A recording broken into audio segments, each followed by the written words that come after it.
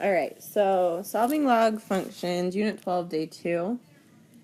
So the first step is to condense each logarithm. So that means to combine it. Remember, addition goes with multiplication, subtraction goes with division. So that's what we're doing right there.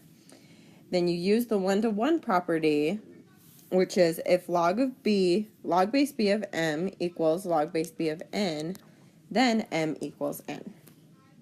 Okay? And then you solve and you check for extraneous solutions. And I'll tell you what extraneous means in just a minute.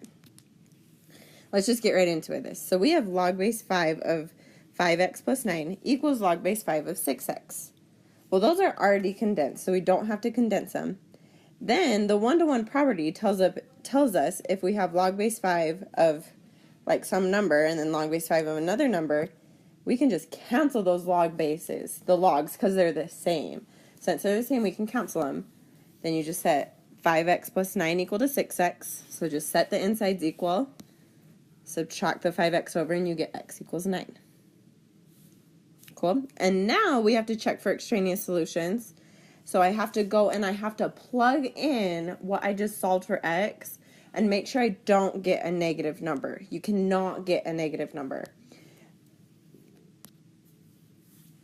That's what I just said. So you're going to plug that in. So we have 5 times 9 plus 9, which equals 54. And then 6 times 9 also equals 54. So we're good. We didn't get any negative numbers. X equals 9 is my answer. Okay. Let's do another one. So we have log of 4, or y plus 4, plus log of 4 equals log of 72. First step is to condense them. So addition goes with multiplication. So I'm going to condense that left side, and that becomes log 4 times y plus 4 equals 72. Distribute that 4 in, so that's log of 4y plus 16 equals 72. Now those both have logs on both sides. They can cancel out, and you just have 4y plus 16 equals 72. We're going to solve for y. So subtract the 16 over. You get 4y equals 56. Divide by 4, you get y equals 14. Then the last thing is to just check for extraneous solutions. Plug it in wherever you had a y in the beginning equation. So we just have 14 plus 4 equals 18, which is not a negative number, so we're good. So y equals 14. Okay? Let's look at another one. So we have 1/2 log 6 of 25 equals log 6 of 23 minus 4w. Well, we have to condense this first. Whenever you have a number being multiplied, that can become an exponent. So that's log base 6 of 25 to the 1/2 power equals log 6 of 23 minus 4w. Now 25 to the 1/2 power, if you raise anything to the 1 power, that's the same as square rooting it. So raising something to the 1/2 power is the same as square rooting it.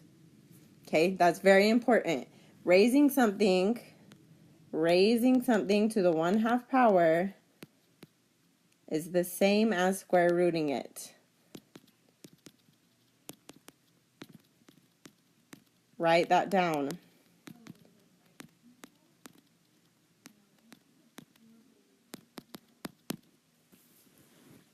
Okay, now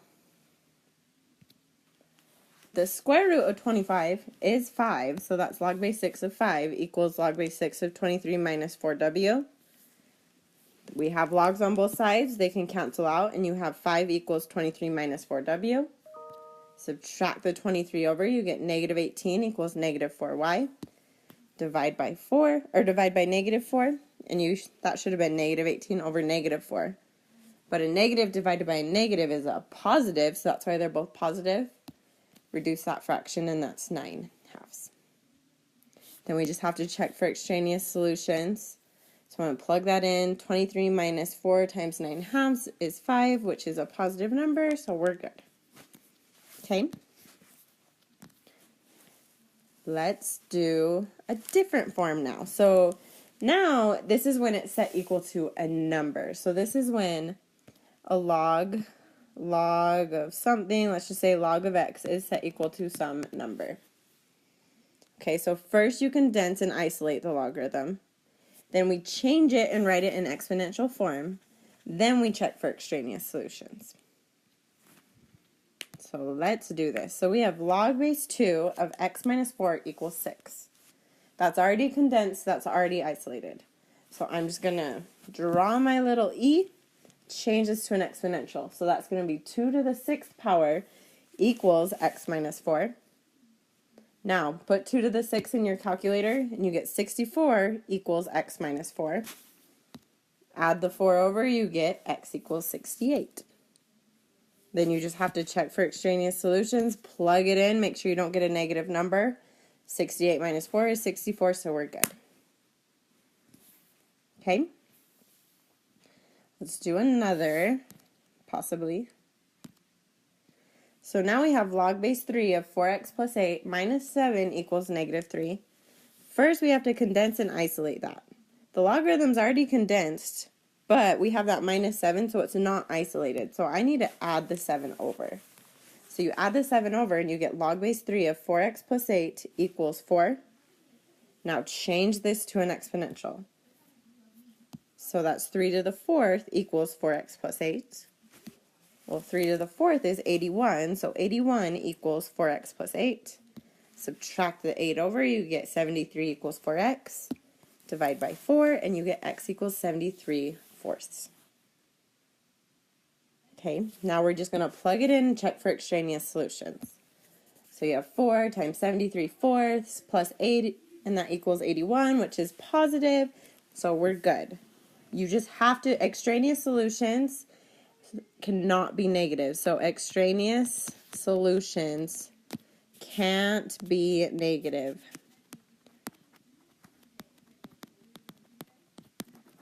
Okay. Now let's do one more. This one's a little bit tricky, so just bear with me on this one. So we have to condense this first. Remember, addition goes with multiplication. So that's log of 2x times x minus 5 equals 2. Well, let's distribute that in. So that's 2x squared minus 10x equals 2. Now remember, if it doesn't have a base, it's assumed that the base is 10. So that's log base 10 of 2x squared minus 10x equals 2. Change this to an exponential, so that's 10 squared equals 2x squared minus 10x. 10 squared is 100, so 100 equals 2x squared minus 10x. I'm going to subtract that 100 over because we have an x squared term and an x term, so we have to solve this by factoring. Those are all divisible by 2, so I'm going to divide by 2, and I get x squared minus 5x minus 50 equals 0. Use the x to factor this. Remember the x, my top number here is negative 50, bottom number is negative 5. Have to see what multiplies to be negative 50, adds or subtracts to be 5. That's negative 10 and 5. So then I have x minus 10, x plus 5. Set those both equal to 0, and you get x equals 10, x equals negative 5. Then we have to plug those in and check for extraneous solutions.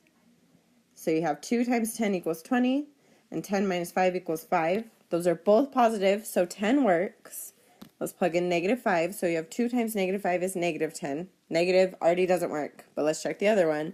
Negative 5 minus 5 is negative 10. Also doesn't work, so negative 5 is not a solution, and x equals 10 is our only solution there. Okay? Now this last one. So some logarithms are not easy to evaluate, and on these ones you're going to use this thing called the change of base formula. So if you have log base b of a, that's the same thing as log of a divided by log of b. Okay, so here we have log of base 16 of 64. Let's use the change of base here. 64 is my a, 16 is my b. So that's going to be log of 64 divided by log of 16. Put that straight into your calculator. Make sure you're closing the parentheses after the 64. And you get 1.5.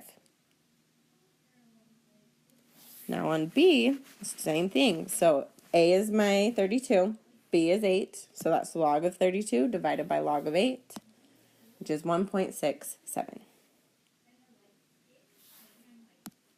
Now this one, log of 54 divided by log of 2, is 5.75. Then log of 20, maybe? Log of 294. So if it has log base 10 of 294, that's the same thing as log of 24, because log base 10 is just log. And you can just put log of 294 in your calculator and you get 2.47. Okay, we're going to save the next two. Remember to take the quiz, and I will see you guys when I see ya.